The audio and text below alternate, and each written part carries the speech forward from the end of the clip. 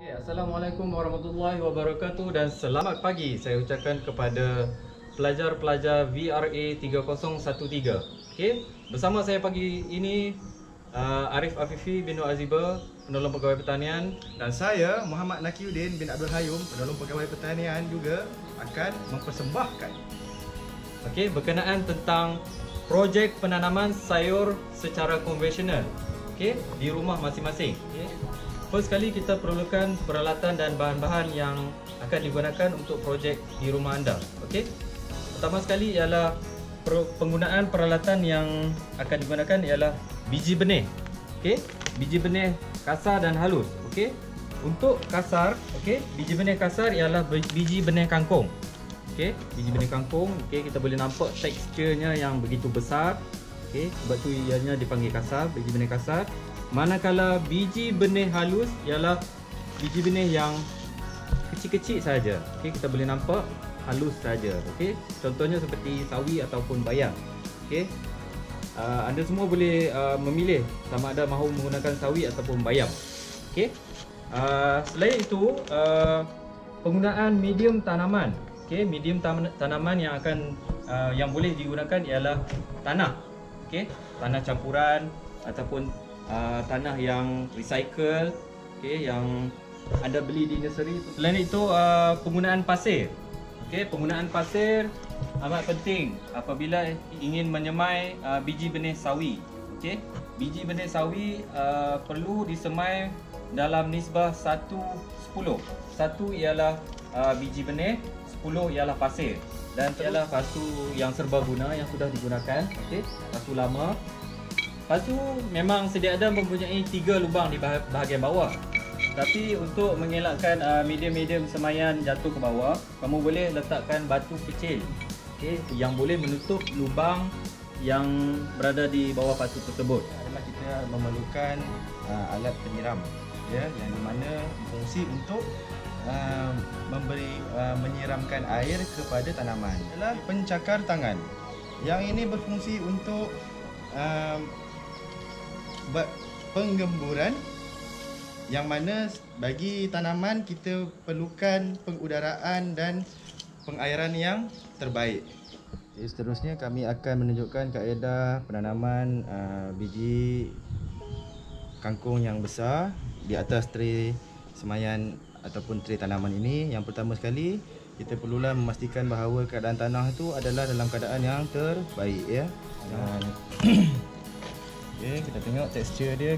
Fungsi dia adalah untuk bagi tekstur dia sekata dan mempunyai penggunaan yang baiklah bagi tanaman, yang mana berfungsi bila akar mudah untuk membesar. Yang kedua, kita perlu meratakan medium tanaman inilah. Dan yang ketiga, kita perlu membuat alur. Kita boleh menggunakan belakang serampang mata tangan. Kita buat alur lebih kurang dalam 2 inci dan jarak lebih kurang dalam 3 inci. Secara kita panggil cubitan garam, cubitan garam seperti di masakan, tuan dan puan-puan boleh masukkan di rumah. Dan yang terakhir adalah penyiraman. Kita perlu siram lebih kurang dalam 2 kali sehari, dan insya-Allah dalam 3 hari benih akan mula bercambah. Orang menanam di rumah, so kita boleh gunakan medium yang ataupun bekas yang sedia ada seperti pasir pucuk lah, lebih kurang dalam 5 atau 6 lubang dalam keadaan 3 inci dalam 3 atau 4 biji kangkung, benih kangkung. Dan seterusnya kita tutupkan dia kembali. Dan di akhir sekali, jangan lupa untuk siram. Dan pastikan segala tanaman ni, jika anda tinggal di flat, anda boleh letak di koridor. Biji benih yang halus ni perlu dicampur dengan pasir supaya mudah untuk membuat penjarangan. Cik Arif akan cedok sebanyak 1 sudu penuh biji sawi ke dalam bekas campuran.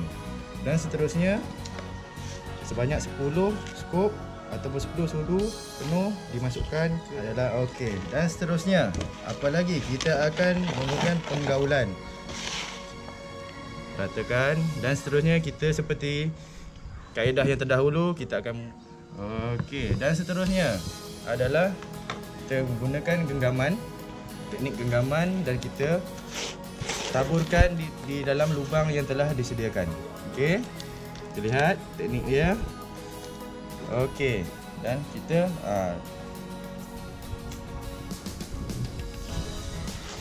okey, seterusnya jangan lupa ya, penyiraman. Seperti biasa, 2 kali sekali penyiraman. Okey, kita telah berada di akhir kelas untuk pagi ini. Alright, part yang terakhir ialah penyesuaian tapak untuk tanaman yang anda telah semai tadi. Alright, diletakkan di kawasan yang mendapat cahaya matahari dan juga tidak terlalu terdedah dengan hujan yang lebat. Okay. Pastikan siram apabila anda telah letakkan di kawasan yang terdedah dengan matahari, dia akan cepat kering. Okay, pastikan anda tengok tanaman anda secara harian. Alright. Kita akan berjumpa lagi di kelas yang seterusnya, iaitu topik yang seterusnya ialah topik penyelenggaraan tanaman untuk subjek VRA 3013. Stay at home, stay safe. Assalamualaikum. TV.